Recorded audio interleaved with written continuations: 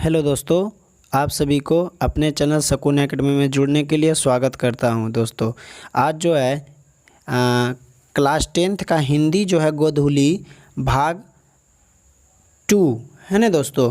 तो इसका जो है चैप्टर 1 क्या है, चैप्टर 1 क्या उसका नाम है दोस्तों, आप सब बताइए कमेंट के माध्यम से। तो हाँ, चैप्टर का नाम है 1।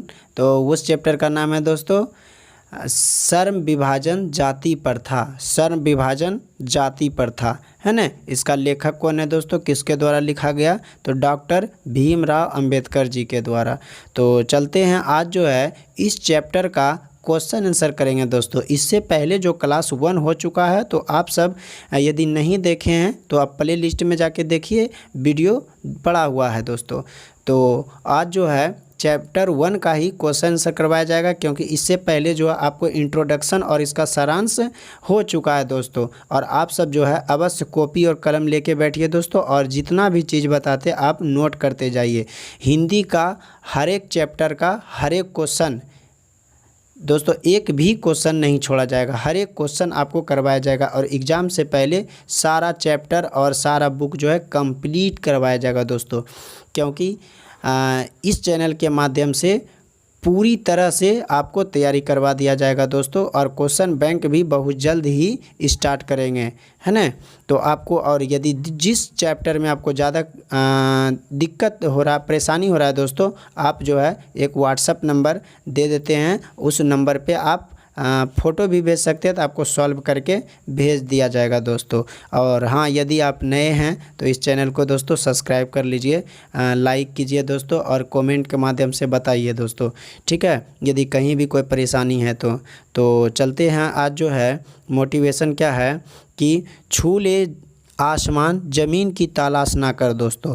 छू ले आसमां ज़मीन की तलाश ना कर, जी ले ज़िंदगी खुशी की तलाश ना कर, तकदीर बदल जाएगी खुद ही मेरे दोस्त, मुस्कुराना सीख ले वजह की तलाश मत कर दोस्तों। तो आप सब उम्मीद करते हैं कि आपको ये वीडियो अच्छा लग रहा होगा। तो चलते हैं आगे। क्लास दोस्तों क्या है, क्लास जो है क्लास 2 है दोस्तों, ठीक है, क्लास 2 है। आप क्लास जो है 1 करवा चुका है दोस्तों, आप जो ज़रूर देखें दोस्तों, तब फिर क्लास 2 देखिए तो और ज़्यादा बेहतर होगा। चलते हैं क्वेश्चन नंबर 1 पे, और आपको क्वेश्चन के साथ साथ आपको बताया भी जाएगा कि कौन सा क्वेश्चन किस ईयर में पूछा गया दोस्तों। और जो प्रीवियस ईयर क्वेश्चन है दोस्तों, आप उस पर ज़्यादा ध्यान दीजिएगा दोस्तों, अवश्य ध्यान दीजिएगा। और हो सके तो आप एक अलग नोट्स बनाइए जो प्रीवियस ईयर क्वेश्चन हो तो उससे पूछा गया, क्योंकि दोस्तों पता है 60 से 70% 80% बोल सकते हैं कि प्रीवियस ईयर ही क्वेश्चन पूछा जाता है ना। तो आप सब जो भी प्रीवियस ईयर क्वेश्चन है और जो हम बता रहे हैं दोस्तों, आप उसको अलग एक नोट तैयार कीजिए, और यदि एग्ज़ाम होने से पहले 1 मंथ पहले दोस्तों आप उसको पूरी तरह से तैयारी कर लीजिए। तो आपको देखिए कि कितना फ़ायदा होता है दोस्तों, और अच्छे से अच्छे नंबर आएगा भी दोस्तों। तो चलते हैं क्वेश्चन नंबर 1 पे, ज़्यादा टाइम नहीं लेते हैं, और हाँ, कम समय में अधिक से अधिक क्वेश्चन देखने का प्रयास करते हैं दोस्तों, ठीक है। तो चलते हैं क्वेश्चन नंबर 1 पे। तो क्वेश्चन 1 दिया है, लेखक किस विडंबना की बात करते हैं, विडंबना का स्वरूप क्या है दोस्तों। चलते हैं, इसका आंसर क्या हो सकता है। इसका आंसर जो है, इसका आंसर है कि लेखक जिस विडंबना की बात करते हैं वो है जातिवाद का पोषक दोस्तों। क्या है कि लेखक जो है जिस विडंबना की बात करते हैं वो है जातिवाद का पोषक। भारत में कई ऐसे गांव हैं जहां के लोग शिक्षित होकर भी जात पात छुआछूत की भावना रखते हैं दोस्तों। मतलब बहुत सारे ऐसे भी गांव हैं जहां पढ़े लिखे लोग भी जात पात के क्या करते हैं, छुआछूत अभी भी भावना रखते हैं। विडंबना का स्वरूप कार्यकुशलता के आधार पर सर्व विभाजन होना चाहिए। डॉक्टर भीमराव अंबेडकर जी जो कह रहे हैं कि विडंबना का स्वरूप कार्यकुशलता के आधार पर होना चाहिए, है ना, चाहिए, ना कि जाति के आधार पर, चूँकि सर्व विभाजन जाति प्रथा का दूसरा रूप है दोस्तों। यहाँ से ऑब्जेक्टिव क्वेश्चन पूछा हुआ है कि सर्व विभाजन जाति प्रथा किस रूप है, तो दूसरा रूप है दोस्तों, ठीक है, ध्यान रखिएगा, आप अंडरलाइन इसको कर लीजिएगा। तो चलते हैं क्वेश्चन नंबर 2 पे। और क्वेश्चन नंबर 2 भी दोस्तों क्या है, प्रीवियस ईयर क्वेश्चन है, आप इसमें भी ध्यान दीजिएगा। और ये जो क्वेश्चन पूछा हुआ है 2014 में पूछा है दोस्तों। आप यदि यहाँ पे याद कर लेते हैं क्वेश्चन, तो आपको क्वेश्चन बैंक भी बनाने में कहीं कोई दिक्कत नहीं होगा, कोई कठिनाई नहीं होगा दोस्तों। और यदि आपको इससे कहीं भी टेस्ट यदि लेता है ऑफलाइन या किसी तरह भी, आपको इसमें भी ऑब्जेक्टिव का भी यदि चैप्टर 1 कंप्लीट हो जाता है तो उसका ऑब्जेक्टिव करवाया जाएगा दोस्तों, जो प्रीवियस ईयर क्वेश्चन बार बार पूछता है, इंपॉर्टेंट क्वेश्चन देखा जाएगा दोस्तों। और बता दें कि यदि आप सब्जेक्टिव पढ़ते हैं तो ऑब्जेक्टिव आपको कहीं दिक्कत नहीं होगा, अलग से कुछ याद नहीं करना पड़ेगा दोस्तों, सारा चीज़ इसी में इंक्लूड है दोस्तों। आपका जो है चैप्टर 1 कंप्लीट होने के बाद आपको टेस्ट भी होगा। और आप सब जो है यदि टेलीग्राम चैनल पे नहीं जुड़े हैं तो सकुना एकेडमी ऑफिशियल के नाम से टेलीग्राम चैनल है, और डिस्क्रिप्शन में लिंक दे दूँगा दोस्तों, तो आप उसमें जुड़ जाइएगा। और यदि चैप्टर कंप्लीट हो जाता है तो आपको टेस्ट के रूप में आपको क्वेश्चन भी भेजेंगे, आप उसको सॉल्व कीजिएगा दोस्तों, ठीक है। तो उम्मीद करते हैं आप लोग को अच्छा लग रहा होगा और समझ में आ रहा होगा दोस्तों। और यदि चैनल को सब्सक्राइब नहीं किए तो चैनल को सब्सक्राइब कर लीजिए दोस्तों, क्योंकि 192 हो चुका, आप उम्मीद करते हैं कि 200 पूरा दीजिएगा दोस्तों। तो और हमको भी इसमें क्या होता है कि मोटिवेट होते हैं दोस्तों, और अच्छे से अच्छे चलते हैं दोस्तों क्वेश्चन नंबर 2 पे। तो क्वेश्चन नंबर 2 भी दिया है जो दोस्तों क्या है, प्रीवियस ईयर क्वेश्चन है। तो क्वेश्चन नंबर 2 पे आते हैं। क्वेश्चन नंबर 2 दिया है दोस्तों क्या, कि जातिवाद के पोषक उसके पक्ष में क्या तर्क देते हैं दोस्तों। तो क्वेश्चन जो है प्रीवियस ईयर 2014 में क्वेश्चन पूछा हुआ, ठीक है। तो चलते हैं, इसका आंसर क्या होगा देख लेते हैं।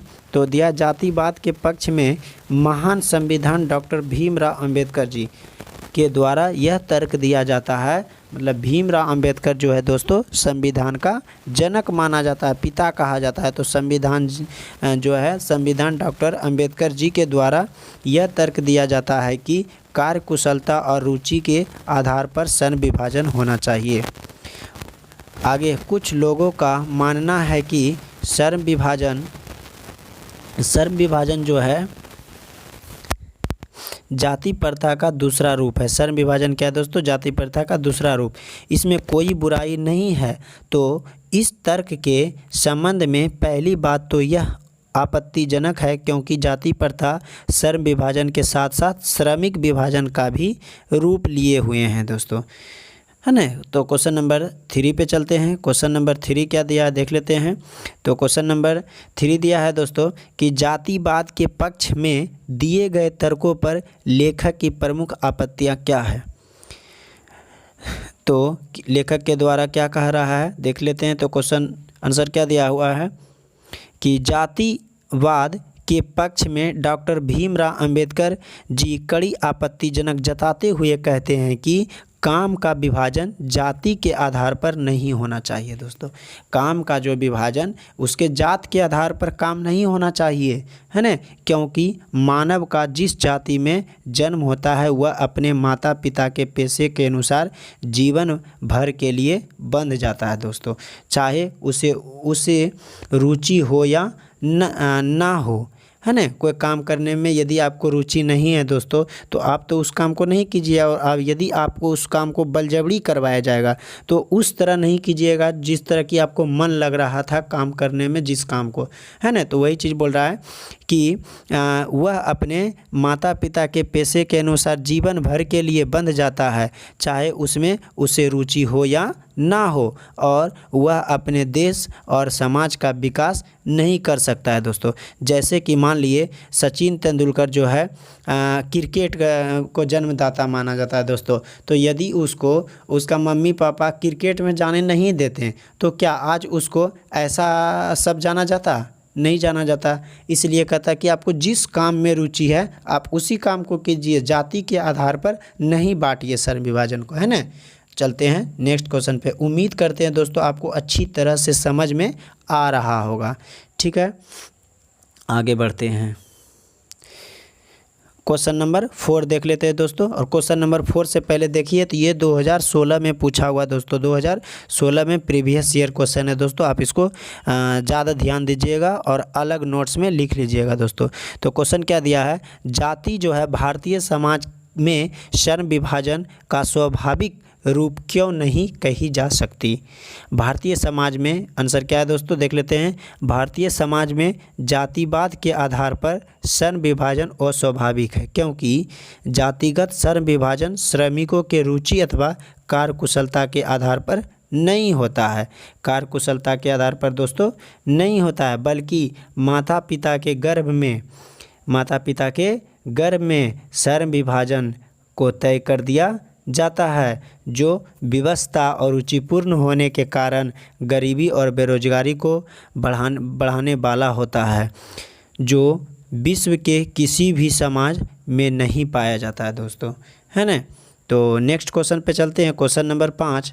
तो क्वेश्चन नंबर 5 जो है दोस्तों, ये भी प्रीवियस ईयर क्वेश्चन है और उम्मीद करते हैं दोस्तों आपको समझ में दो बार क्वेश्चन पूछा होगा, 2011 और 2016, तो आगे भी पूछ सकता है। यदि आप 2024 में एग्ज़ाम दे रहे हैं तो आपके लिए इस चैनल बहुत महत्वपूर्ण साबित होगा दोस्तों, क्योंकि आगे जो है क्वेश्चन बैंक पूरी कंप्लीट करवाई जाएगी दोस्तों, पूरी तरह से, और बीच बीच में भी आपको, और हाँ उम्मीद करते हैं दोस्तों कि आपको जो है ये जो है हिंदी का वीडियो चैप्टर एक एक करके, जैसे चैप्टर 1 कंप्लीट होगा तो चैप्टर 2 जो है हर संडे को आपको वीडियो ही मिलेगा, ऐसा नहीं कि आपको रोज़ मिलेगा दोस्तों। तो चलते हैं आगे क्वेश्चन नंबर 5 पे। क्वेश्चन नंबर 5 दिया है कि जाति प्रथा भारत में बेरोजगारी का एक प्रमुख और प्रत्यक्ष कारण कैसे बनी हुई है?